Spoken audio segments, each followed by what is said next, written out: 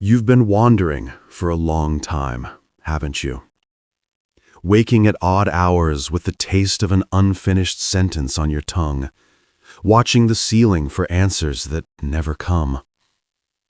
You've rehearsed your life like a line in a play, waiting for the moment you finally become the person you promised yourself you would be. The world applauds the costume, but inside, something small and honest keeps whispering, no. You feel late to your own life, like a train you can see but never board, a door that closes each time you reach for the handle. And yet, listen, under the noise, can you hear it? A stillness that does not move with the clocks, a tenderness that doesn't keep score. It calls you from within the quiet, and it says something strange. Stop trying to be someone. You were never anyone. There is a paradox at the heart of your searching. You've been building a cathedral called me, stone by careful stone. Achievements placed like bright windows, praises set into the walls, the old shames bricked into corners you hope nobody ever visits. You tell yourself the cathedral will be holy once it is finished, that you will finally know peace when all the stained glass is complete. But peace doesn't live in buildings made of time. Peace is the sky that holds the cathedral without effort. Peace is the light that was shining before walls knew their names. It's not your fault you tried to build.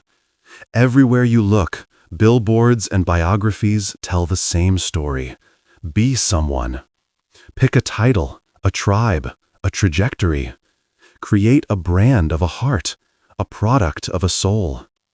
Count your days by how many eyes turned toward you, not how many mornings turned quietly within you. You promised you would catch up, that one day you would arrive at the place where the person you pretend to be finally fits you like a second skin. You promised the night you'd outrun it. But it turns out the night is not something to outrun. It is the backdrop against which stars are noticed. Imagine a river. Not a symbol, not a metaphor, an actual body of living water, cold and clear and faithful to its own motion. It does not push itself forward. It has no speech about progress. It is the movement itself, the song of gravity and sky. Leaves afloat on its surface travel without certainty, yet every curve of the bank has already made a quiet promise. We will guide you. The river does not measure itself by how quickly it reaches the ocean, nor does it hoard itself in pools of anxiety.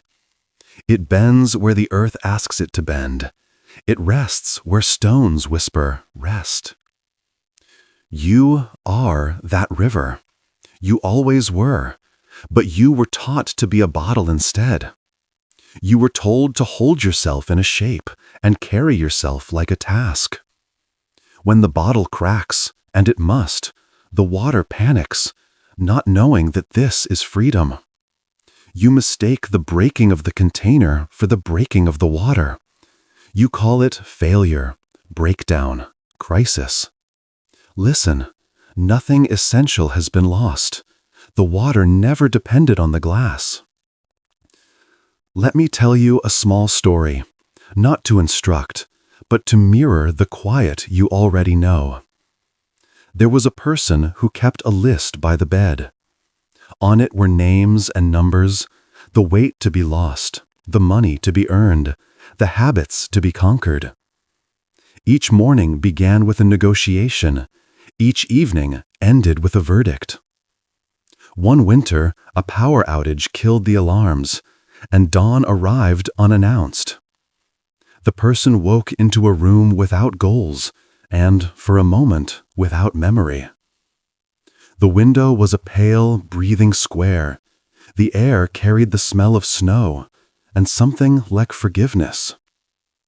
In that unguarded minute, The person forgot to be someone. Just a pulse in the dark. Just a listening. And this was enough. When the lights returned, the list was still there, brave and small, but something had shifted. A river had been heard beneath the floorboards. You've felt this too, haven't you? The sudden grace in small things, the spoon cooling after tea, the ache behind your eyes that finally softens, the rain tapping out an old language on the railing. In these moments, identity loosens its grip. The mind pauses between names, and the body remembers what it is to belong to breath. Perhaps this is why you're hearing this right now, not as an idea to believe, but as a bell to return you to yourself. The illusion doesn't end with a single insight. Illusions are polite. They bow and return for an encore. The trance recasts itself in subtler forms, becoming someone spiritual, someone healed, someone enlightened. The ego offers new costumes for the same ancient ache. But the river smiles, because the river has no costume. When you lay the new robe on the current, it travels downstream like any leaf. You don't have to fight it. You can watch it go. There is a tenderness in discovering that you are not the person you tried to maintain. It's like finding out you're not the jailer or the prisoner. You are the open air pouring through the window. This is not nihilism. Nothing is discarded. The personality remains. The laughter and preferences. The way you dance when nobody is watching. But these are ripples, not the water itself. This recognition turns effort into ease, turns self-defense into soft attention. Listen to your breath for a moment, not as a technique, but as a noticing. See how it happens by itself. No committee formed to approve the next inhale. No task force measured the adequacy of the exhale. Life is occurring in you without your management. When the mind sees this, not as a theory, but as a felt truth, it relaxes its white-knuckled grip on the wheel. The car was on rails the whole time. The river knows the valley. Confusion is part of the arc, like mist over the water at dawn. It doesn't mean you are lost. It means you are in transition between the dark and whatever comes after. Let the mist be there. You don't need to make a picture from it. Soft. Remember how the light behaves. It does not rush to erase shadows. It enters and the room changes by itself. In the same way, realization is not a drama. It is a quiet entrance. A small candle in a wide room is enough to reveal where the furniture really is. You stop bumping into the old edges of yourself. Sometimes the most healing sentence is the simplest. It's okay to rest. The river rests constantly, but no one calls it lazy. It only pauses long enough to hear the shape of the stones. You have permission to pause, to let your face fall out of its duty, to let the thought finish without being replaced by another. In that pause, a music becomes audible that was always playing. It has no melody, and every melody. It is the hum of existence, the yes beneath everything. Breathe. Slow. There's another scene I want to place in your hands, like a small candle. You are washing a single bowl at the sink. The day has been loud and oddly empty. People spoke to you and you nodded, yet underneath, a weariness spread its roots.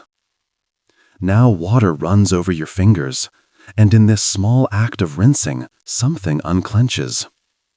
You watch the way light breaks on the curve of porcelain. You feel the weight of the bowl become precise and real. And then a strange gentleness arrives, as if the universe were washing something from you, not just from the dish. The bowl is clean, and so is the moment. No one is performing. No one is trying. There is only the river, moving as water and hands. You set the bowl down, and you feel it, a quiet sense that you are accompanied, that you were never alone in the work of being alive. You felt this too, haven't you? The small, ordinary mercies, the breath that forgives you for not being extraordinary, the sky that does not mind if you did not finish your list. Maybe that's why you're hearing this, to remember that these are not accidents, they are doors, and they open the same way every time, by not pressing. The paradox deepens, in a kind way. The more you try to stabilize your identity, the more brittle it becomes. The more you allow identity to be weather, changing, uncatchable, the more trustworthy your presence feels, both to you and to others. People relax around rivers, they tense around dams. The most loving thing you can offer the world is your unarmored attention. No trophy compares to being fully here with another human being when they say, "I am afraid." And you answer, not with solutions, but with the warmth of a listening that doesn't need them to be any different. If you want a simple practice, let it be this. From time to time, place your hand over your heart as if comforting a child. Feel the warmth of the palm meeting the pulse. Don't fix anything. Don't promise anything, just accompany. Another, sit at the edge of your bed before sleep and ask, "What did I force today?" Let the answers float up like leaves. Watch them drift. Then ask, "Where did life carry me without my pushing?" Notice the difference in your body. Notice how the second memory feels like water finding its level. You are teaching your nervous system trust without using the word. Trust is the bridge between realization and living. It is the faith that the river's intelligence exceeds the mind's itinerary. Trust doesn't mean passivity. Rivers have vigor. It means action that grows from listening rather than fear. You still answer emails, still keep promises, still carry groceries up the stairs. But the quality is different. You are not acting from shortage. You are acting as overflow. Gratitude blooms because you are not spending the day arguing with reality. You are cooperating with what is already unfolding. There may be grief when the costume falls, a tenderness for the years spent trying so hard. Let the grief come. The river carries even the heavy branches, and the current strengthens for a while to bear the extra weight. You will notice a quiet gratitude woven into the sadness. Thank you for the effort. Thank you for your devotion to a dream you thought you had to defend. Bow to the one who kept you alive, even if the method was tight. Offer that one a rest. Say, "You did well. You can sleep now." Sometimes people worry that if they stop trying to be someone, everything will dissolve into emptiness. But look at the river. When it stops pretending to be ice, does it become nothing? No. It becomes what it always was, only free to move. Emptiness, in this sense, is not a void, but a spaciousness that allows everything to be itself. When you loosen your grip on the roll, the music doesn't stop. The improvisation begins. Life becomes more intimate, not less.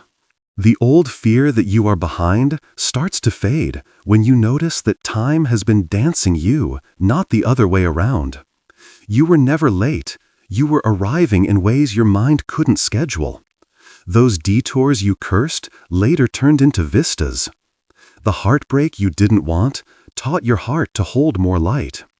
The years that felt wasted taught your soul to listen. The rhythm was never linear. It was tidal, coming close, pulling back, returning with gifts from the deep. Slow. Think of gratitude not as posture, but as a natural consequence of seeing. When the river knows it is the river, each stone becomes an ally. Even the jagged ones are teachers of music. They make the water sing. As you notice this, thank yous begin to accumulate without effort. Thank you, spoon. Thank you, sky. Thank you, breath. Thank you, unknown path. Thank you, small courage that got me through a day I didn't think I could face. Gratitude is how the river writes poetry.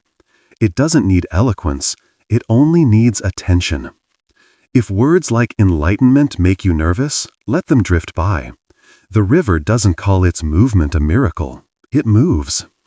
You do not need big concepts anymore. You need contact. Contact with this step, this friend, this tea, this laugh that slips out before you can tidy it. The holy is famously unpretentious. It prefers kitchens to thrones. It prefers the place where you finally exhale and say, without apology, I am tired, and the room answers, rest then. Sometimes silence arrives, not as absence, but as a presence that softens the edges of everything. In that silence, even your name grows thin around you, like a sweater you can take off. You feel the air on your skin, and it feels like blessing. Not because you earned it, but because you stopped refusing it. This is the miracle hidden in the ordinary. The moment you stop trying to be someone, you notice you are being lived. The river carries you the way music carries a dancer who has finally stopped counting. You don't need to explain this to anyone. Let your life be the explanation. Let your kindness be the theology, your steadiness the sermon, your laughter the hymn. When asked who you are, perhaps you'll tell a small story instead. That once you were very busy trying to become a person worthy of love, and then one day while washing a bowl, you realized love was the water. And since then, life has been an apprenticeship in being wet. If, in the night, fear returns, and it will sometimes, place a glass of water by your bed. Not to drink, though you may, but to remember. Hold it up to the window where a scrap of moonlight can find it. Watch the light swim in the glass. Whisper to the water, teach me to move. And to the light, teach me to be without trying. Fall asleep with that small tutoring happening on your nightstand. No rush, no program, just a quiet companionship with things that know what they are. And if, in the morning, the old lists arrive, greet them kindly. They are not enemies, they are weather. Do what truly needs doing. Notice how much does not. Give away some of the grand projects you were never meant to carry alone. Say yes where your body warms. Say no where it cools. You're not abandoning your life. You're allowing it to be yours. Here is the softest practice I know, the kind that leaves no marks. Several times a day, ask the world a question without words, and let it answer without words. Ask with your eyes open. Ask with your hands resting. The question is simple. How are you moving me now? Then wait. You might feel a small inclination to stand and stretch. You might sense a call to send a message of forgiveness. You might feel nothing but the sweetness of being still. All are answers. Trust them as you would trust the river to find the ocean without needing a map. As trust deepens, you will notice a change in how you relate to others. You will stop auditioning. You will listen the way a forest listens. Not for a cue, not for a turn to speak, but because listening is the forest's way of touching everything. People will feel more real around you because you are not holding them in the story of who you need them to be. When they cry, you will be water. When they laugh, you will be water. When they walk away, you will be water. This does not make you vague. It makes you faithful to what is. You may discover, quietly, that the river is not even separate from what it flows through. The banks are an aspect of its motion. The sky is part of its brightness. The fish are a gesture of its joy. In this understanding, belonging is no longer a club to join. It is the fact of being. You were always part of the dance, even when you stood at the edge embarrassed by your two left feet. The beat was in your bones the whole time. And so we return to the beginning, to the sentence that startled you. Stop trying to be someone. You were never anyone. Hear it again now, not as a negation, but as a freedom. You were never a fixed object to be maintained. You were never a statue to be polished. You are the current, the unfolding, the living intelligence that wears names for a while and then lays them down like garlands on the water. You are here, which is to say, the miracle is here. If confusion visits, let it sit at your table. Pour it tea. Ask it quietly what it's protecting. You'll hear a story about not being enough, about being late, about missed trains and closed doors. Stroke the story's hair. Tell it, we are not late. Time has been kind. We are not locked out. Life is inside with us. Watch as the story relaxes and, like all guests, eventually remembers it has somewhere else to be. When calm comes, do not put it in a frame. Let it wander. When trust grows, don't turn it into a badge. Let it be an unseen warmth in your spine. When gratitude arises, let it spill. The river doesn't count how many flowers its banks have grown. It only keeps moving, and somehow the world keeps blooming around it. If you forget tomorrow, remember again the day after. Forgetting is part of remembering. Even the river evaporates and returns as rain. You can't fall out of what you are. You can only fall out of the thought of it. And thoughts are like birds. They fly, they perch, they fly again. Smile at them. They've always been slightly ridiculous and entirely dear. Now, as this voice recedes, notice the room. Notice the exact temperature of the air against your skin, the way your shoulders settle by themselves, the small sounds that prove the world has not stopped. Let your next inhale arrive like a guest who knows the way. Let your next exhale leave like a blessing offered to nothing in particular. You are not behind. You were never late. You were always part of the dance. And the dance is lighter when you stop pretending to carry the music. The music is carrying you.